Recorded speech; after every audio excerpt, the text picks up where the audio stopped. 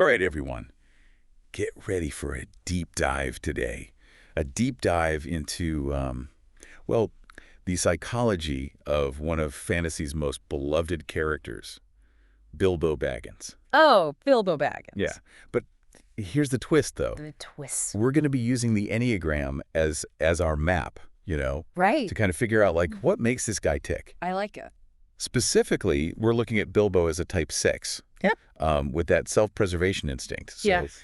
get ready to see what makes this seemingly simple hobbit pick. Yeah, and it's fascinating because, when you think about type 6, the first word that comes to mind is not adventurer. Right. You know? Yeah, exactly. But yet here he is off on this quest with dwarves and a wizard. Yeah. And it's the self-preservation instinct that's kind of the key here, I think. Okay, so let's unpack that a little bit. Yeah. For our listener who might not be as, deep in the Enneagram weeds as we are. Right.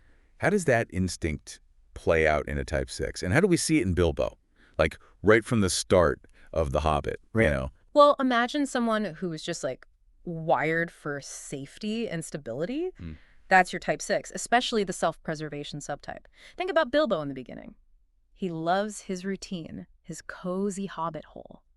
He shudders at the thought of anything unpredictable. That's that self-preservation instinct. It's screaming, stay put, danger is out there. And it's not just about physical safety, is it? No. It's that deep need for, like, a predictable world. Like where surprises are, Yes. not on the menu. Exactly. They want to know what's coming next. They want to feel prepared. And it's not that they're not capable of bravery or taking risks. It's just that, every step outside of that comfort zone is a huge leap of faith for them. Totally. And they need strong reasons to do it. And even then, there's a lot of inner back and forth. Yeah, for sure.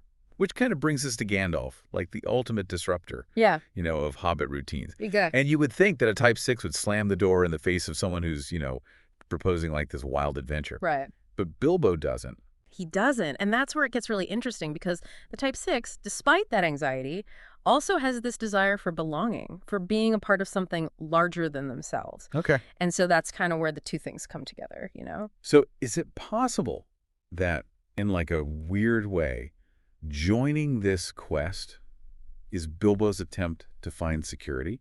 Possibly. Like maybe he subconsciously thinks, if I stick with Gandalf and these dwarves, I'm going to be safer than if I stay home alone. It's a fascinating theory. I think Tolkien, whether he did this intentionally or not, he tapped into something very real about that type 6 psyche. They look for security through alliances. They want to find their place within a group, within a hierarchy. And it's not even necessarily about blindly following, right? Yeah, It's just yeah. about finding that external structure that makes them feel less anxious. Exactly. Less exposed. Right. Yeah.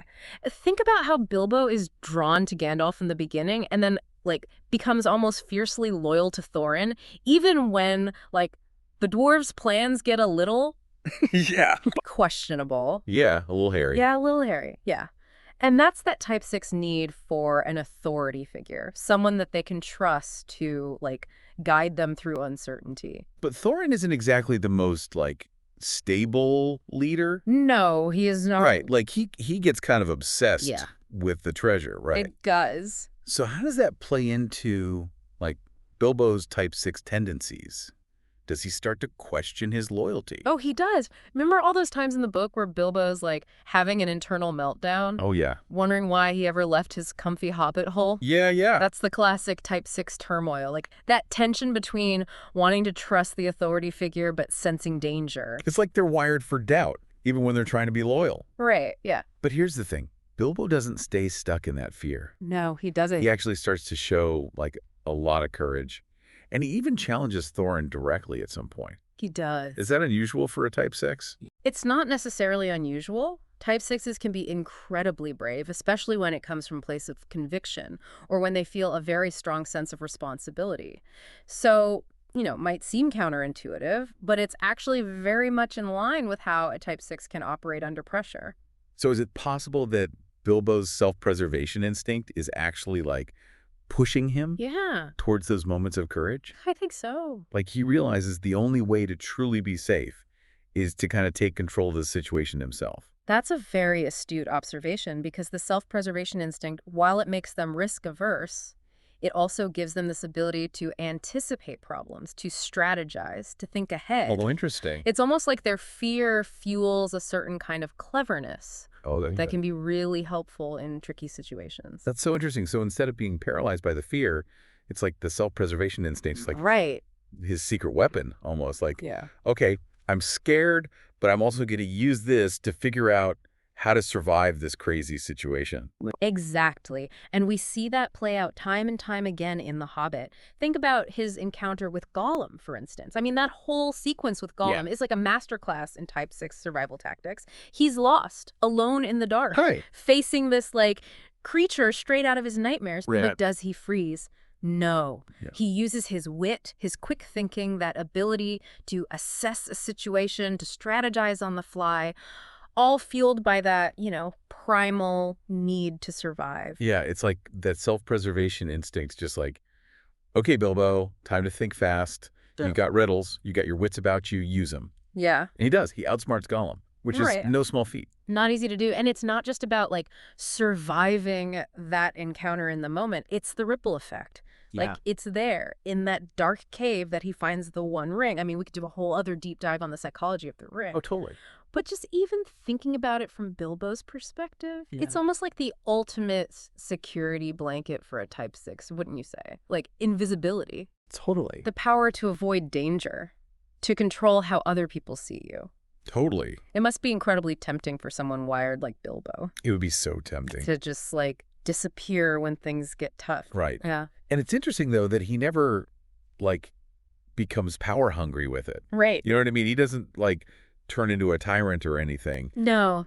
It's mainly for, like, self-preservation. Right. It's shapes. Or escape. Exactly. When his anxiety just spikes and he needs a way out. Right. It's like, yeah. And it always kind of brings him back to that baseline motivation of safety and security. okay, so speaking of security, Oh. Thorin. Yeah. That whole, like, situation with the treasure and the dragon sickness, that must have been, like, a huge trigger for all of Bilbo's, Oh, yeah. like, Type 6 anxieties. Imagine being a Type 6, deeply invested in the security of this group, and suddenly the leader you've been loyal to becomes erratic, obsessed, and kind of dangerous. It's a nightmare scenario for a Type 6. It's like watching the foundation of your carefully constructed, like, safe space just crumble. Yes, exactly. So how does he navigate that? Mhm. Because he doesn't, like, abandon the dwarves. Right. He doesn't. And that's where we see that tension in the Type 6 come to a head.